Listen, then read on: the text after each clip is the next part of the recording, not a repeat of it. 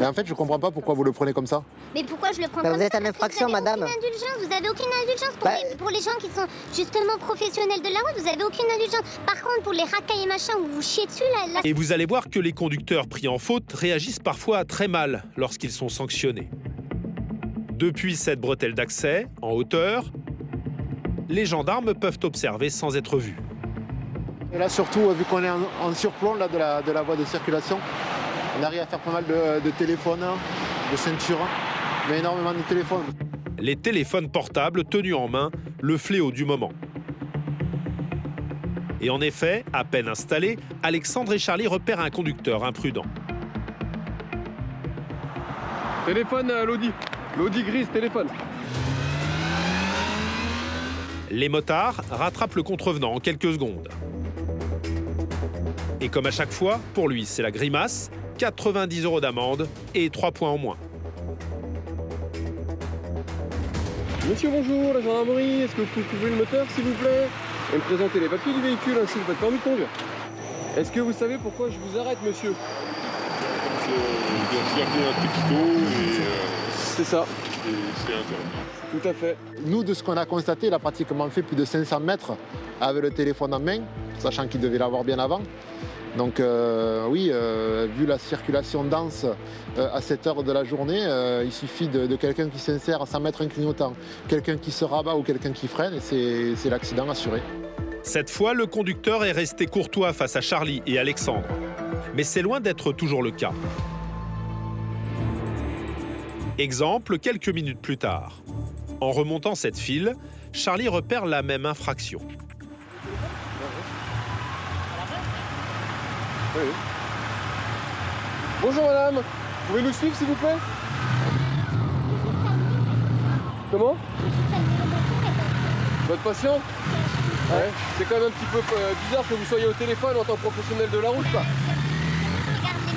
Oui, ouais, bah vous me suivez s'il vous plaît, on va en parler à l'arrêt là. Circonstance aggravante, cette conductrice est chauffeur de taxi. Et les professionnels de la route se doivent d'être exemplaires. Bonjour madame, est-ce que vous pouvez me présenter les papiers du véhicule s'il vous plaît, ainsi que votre permis de conduire? Comment se fait-il que vous étiez au téléphone? Bah, je suis pas dangereuse non plus, j'ai regardé 3 secondes. Vous n'êtes pas dangereuse, c'est vous qui le dites ça. Si la voiture devant elle freine, vous faites quoi là? Et vous faisiez quoi avec le téléphone? Bah, je regarde mes missions, en plus je suis responsable, je dois gérer les cours. Donc voilà. Après voilà, oui, je vais pas le faire, on essaie de me le mettre. Et surtout qu'il ne faut pas l'avoir en main en fait. Oui.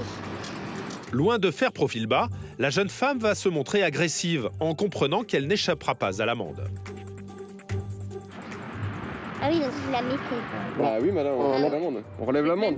Vous n'êtes même pas tolérant au niveau comme c'est qu'on travaille ou des choses comme ça. Bah attendez madame, vous êtes professionnel de la route. Vous êtes en course avec un monsieur qui est très âgé. Nos permis, justement, nos permis, en plus, d'autant plus, on en a besoin. Mais madame, si vous savez que vous en avez besoin, pourquoi vous utilisez le téléphone en route? Bah parce que je vous dis, quand on est responsable et qu'on doit gérer les cours. Eh ben il faut le faire madame, mais à l'arrêt. Oui. À l'arrêt. Mais vous savez pas ce que c'est, je pense, de gérer. Ah bon bah non, on sait pas. Bah non, pas un métier comme ça, je pense pas. Alexandre et Charlie restent calmes, ils en ont vu d'autres. Et pourtant, la jeune femme est au bord de l'outrage. L'amende, elle sera mise Voilà. de suite. Allez, Vous avez la possibilité de la régler de suite si vous le souhaitez. voilà. Payez là, j'ai pas le temps. Mais il n'y a pas de souci madame, vous inquiétez pas. Allez. Nous, on est dans l'obligation de vous informer que vous avez le droit de régler sur place. Si vous souhaitez que je vous l'envoie à la maison, je vous l'envoie à la maison. Je m'en tape, faites-moi payer là votre truc. Eh ben écoutez, il n'y a pas de souci. C'est carrément pour votre plaisir, même pour les professionnels. Mais en fait, je comprends pas pourquoi vous le prenez comme ça. Mais pourquoi je le prends Bah, comme vous êtes ça? en Parce que infraction, vous avez madame. Aucune indulgence. Vous avez aucune indulgence Bah, pour les gens qui sont justement professionnels de la route. Vous avez aucune indulgence. Par contre, pour les racailles et machin où vous chiez dessus, là Ah ben non, madame, moi j'y vais pas dans les cités, j'ai peur. Mais vous mélangez tout. Bah non, D'accord. parce que justement... Est-ce que vous avez vu la bite? On fait de la sécurité routière. Oui, c'est ça. Voilà madame, on vous souhaite une bonne journée, une bonne route. Oui, ouais, c'est ça, allez, c'est bon.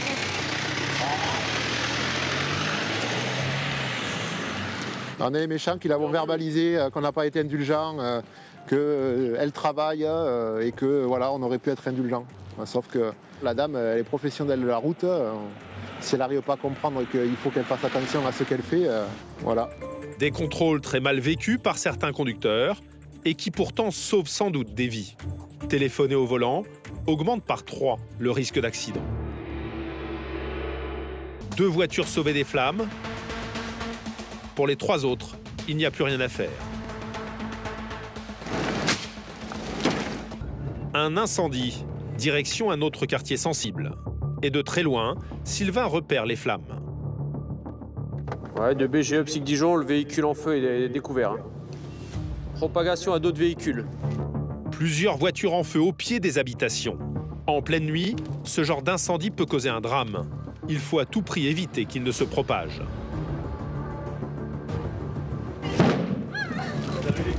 Une jeune femme à sa fenêtre est en panique. Son véhicule risque de prendre feu à tout moment.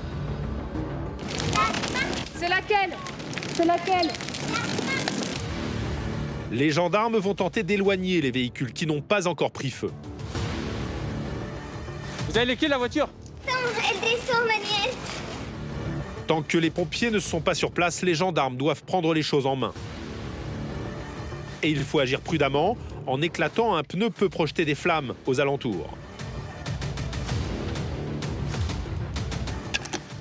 Ouais, c'est bon. Putain. Bah, Toto, ouais. Il y a un an, d'accord. Ah, moi, j'ai dégagé. Marche arrière plein. Marche arrière, ouais, plein fer. Une première voiture à l'abri, mais une deuxième risque de s'embraser. Elle est à qui, la grise, là? Problème, le propriétaire de cette voiture grise est introuvable. Les gendarmes n'ont plus que quelques minutes pour éviter que le feu ne détruise tout. Parce que sinon, je vais péter une vitre. Hein. Puis on va enlever le frein à main et voilà. Bah, il y a que ça à faire.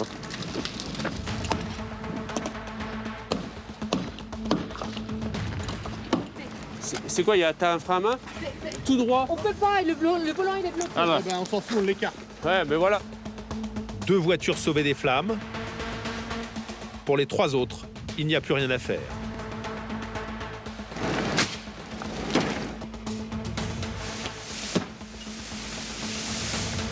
En quelques minutes, elles ont totalement disparu sous les flammes. Heureusement, les pompiers finissent par arriver.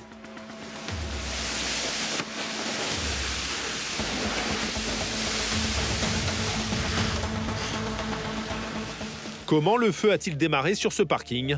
C'est l'enquête qui le dira. L'enquête définira si c'est effectivement accidentel, ce qui peut être parfois le cas. Ça peut être aussi criminel. À l'heure actuelle, j'en sais absolument rien. Nous, on intervient, on met en sécurité, on rassure les victimes parce qu'effectivement, ça reste quand même malgré tout un choc pour les victimes, les propriétaires de véhicules. D'après les premiers éléments, l'incendie serait d'origine criminelle. Heureusement, il n'a fait aucune victime. En quelques minutes, la camionnette est chargée sur la dépanneuse. Un passage en France que ces Hollandais ne sont pas prêts d'oublier. 176. Un premier chauffard, plus de 60 km/h au-dessus de la limite. On va contrôler, mesurer un véhicule à la vitesse de 176 km/h. Donc on est sur une très belle vitesse. Problème, le trafic est dense. Jérémy se retrouve bloqué par un usager qui roule sur la voie de gauche.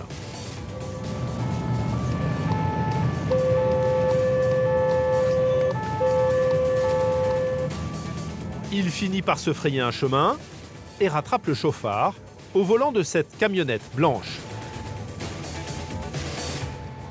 Plaque étrangère, oui. Donc ça va être très contraignant pour lui, mais il y a des lois, il faut les respecter. La vitesse c'était 110, c'était pas 176. Mais là on est sur un excès de plus de 50. Donc on part sur une contravention de 5e classe. Et par décision préfectorale, le véhicule partira en fourrière administrative. Pour une durée de 7 jours, ça si le procureur en décide autrement. Si la loi est sévère, c'est parce que sur cette autoroute qui traverse la France, les gendarmes ont souvent affaire à des conducteurs étrangers. Pour eux, pas de retrait de points, alors ils se croient souvent tout permis. Bonjour. Bonjour, parlez français? Non, nous sommes hollandais.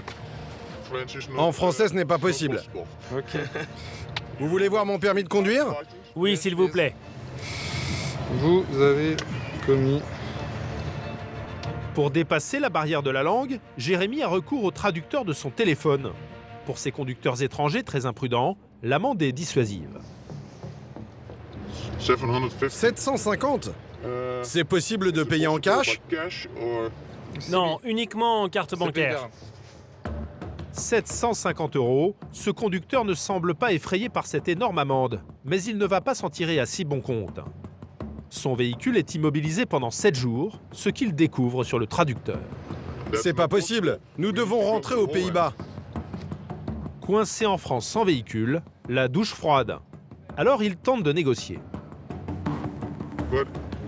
Qu'est-ce qu'on peut faire ensemble? Je peux vous payer? Je comprends, c'est pas normal ce qu'on a fait. Mais je dois ramener mon van aux Pays-Bas, parce que mon employeur en a besoin.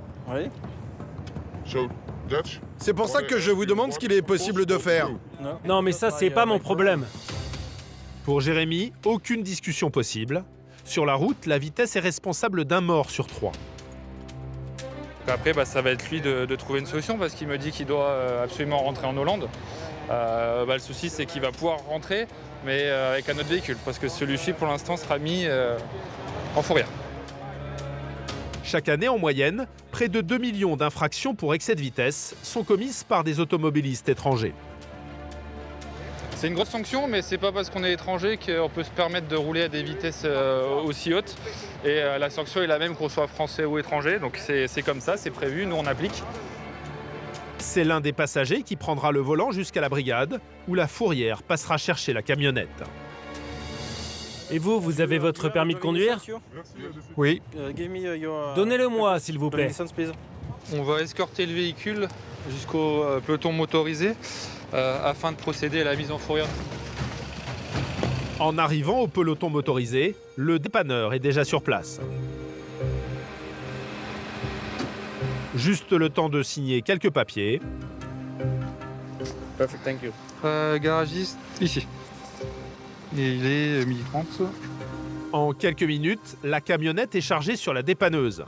Un passage en France que ces Hollandais ne sont pas prêts d'oublier.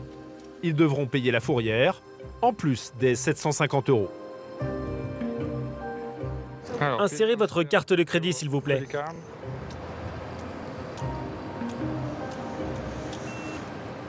Approuvé.